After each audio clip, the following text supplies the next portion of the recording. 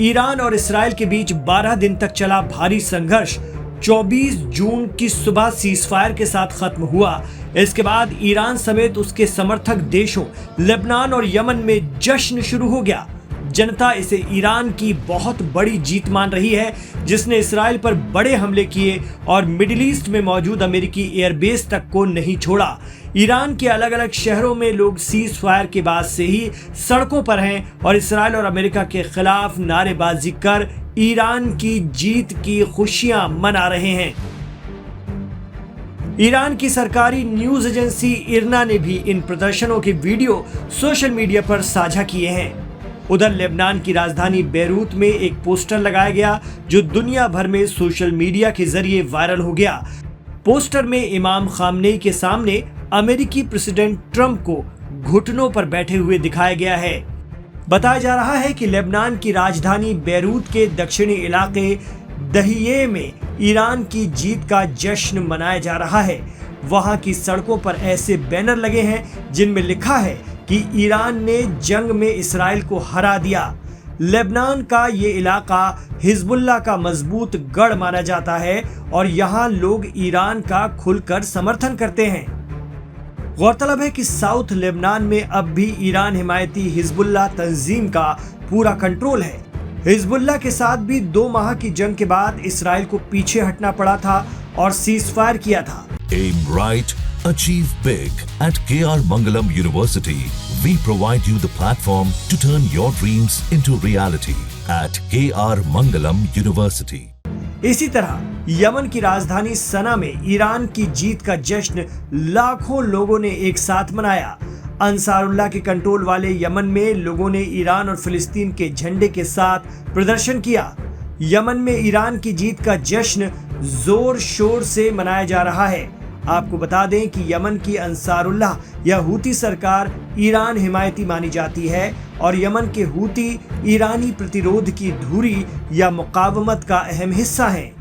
जानकार कहते हैं कि ईरान की जीत का दावा करते जश्न की तस्वीरें और वीडियो सोशल मीडिया पर आ रहे हैं और लोग कमेंट कर रहे हैं कि 12 दिनों तक दुनिया ने देखा कि कैसे एक देश और उसका बुजुर्ग लीडर पूरी ताकत और दमखम के साथ सीना तान कर डटे रहे। इसराइल जिसने अपने बनने के बाद ऐसी तबाही नहीं देखी थी, उसे गुमान था कि वो है तो कोई नहीं।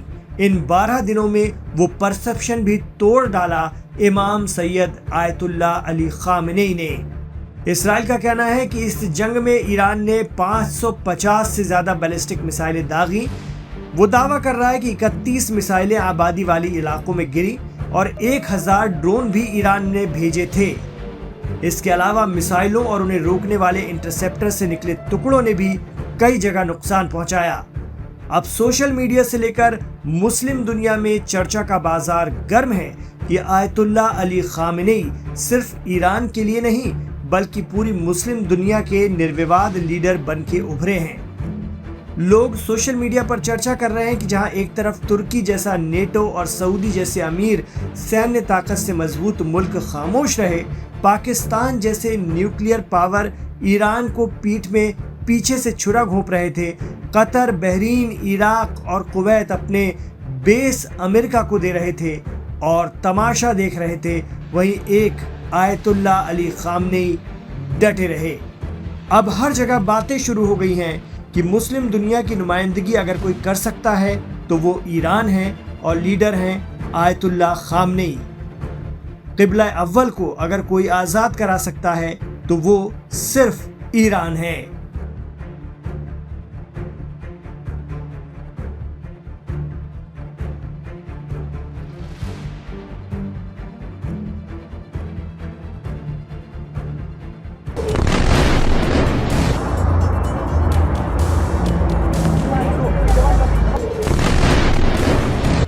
जुलजाना ने रास्ता दिखाया और कासिम ने तबाही मचा दी।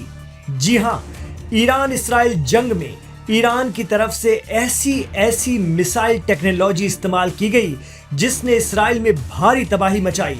इस कदर कि अब कभी ईरान की तरफ आंख उठाने से पहले इसराइल को भी कई बार सोचना पड़ेगा। जुलजाना जिसकी वजह से आसमान में पहुंचे ईरानी सैटेलाइटों ने इसराइल में निशाने की सही लोकेशन दी और ईरानी मिसाइलों ने सटीक मार मारी। जुलजाना ईरान का एक सैटेलाइट लॉन्चर रॉकेट, जिसकी वजह से ये जंग ईरान के लिए आसान रही। इसका जुलजाना नाम उस अरबी घोड़े के नाम पर रखा गया है जो हुसैन इब्ने अली का था। उसे हजरत मोहम्मद ने पाला और बड़ा किया था। जुलजाना को बहुत वफादार माना जाता था। वो अपनी ताकत, धीरज और वफादारी के लिए मशहूर था। इस जंग में ईरान ने इसराइल पर सबसे ज्यादा हज कासिम मिसाइल से हमला किया। इस मिसाइल को पहली बार 2020 में देखा गया था। ईरान का दावा है कि हज कासिम मिसाइल 1400 किलोमीटर की रेंज के साथ 12,000 किलोमीटर फी घंटे की रफ्तार से पहुंच सकती है। ये मिसाइल 500 किलोग्राम के वॉरहेड के साथ हमला करती है। इसका नाम पासदारान इस्लाम यानी IRGC के कुद्स फोर्स के कमांडर कासिम सुलेमानी के नाम पर रखा गया, जिन्हें एक हवाई हमले में अमेरिका ने कत्ल कर दिया था। Aim right, achieve big. At KR Mangalam University, we provide you the platform to turn your dreams into reality. At KR Mangalam University. इतना ही नहीं, इसराइल के साथ इस जंग में ईरान ने इमाद मिसाइलों से भी खासी तबाही मचाई। ईरान ने इमाद मिसाइल को पहली बार 2024 में दुनिया को दिखाया था। ये मिसाइल अपने पैंतरेबाजी के लिए जानी जाती हैं, जो इसे उड़ान के दौरान रास्ता बदलने की सलाहियत देती है। इससे इस मिसाइल को एयर डिफेंस से इंटरसेप्ट करना मुश्किल हो जाता है।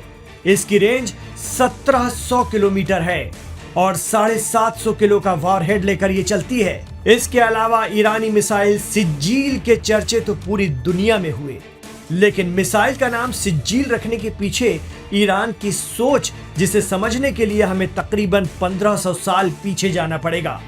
यमन का बादशाह, जिसका नाम अब्राहा था, उसने मक्का पर चढ़ाई कर दी। अब्राहा की ताकतवर फौज में हाथी भी शामिल थे। उसने काबा को नेस्तनाबूद करना चाहा। अब्राहा का लश्कर काबा के करीब पहुंचने वाला था, तभी अबाबील नाम की चिड़ियों का एक झुंड आसमान पर नजर आया। चिड़ियों ने अपनी चोंच में रखे छोटे छोटे कंकड़ों से लश्कर पर हमला कर दिया। इन छोटे छोटे कंकरों का वार इतना जबरदस्त था कि अब्राहा का हाथियों का लश्कर चबाए हुए भूसे की तरह हो गया। इस पूरी घटना का जिक्र कुरान करीम में सूरा अल फील में किया गया है। अरबी में फील के मायने हाथी होता है। सूरा अल फील यानी हाथियों वाला सूरा। सिज्जील उसी झुंड को कहते हैं जो ताकतवर दुश्मन का घमंड भी चकनाचूर कर दे। सोशल मीडिया में चर्चा है कि ईरान ने ऐसा ही कर दिखाया।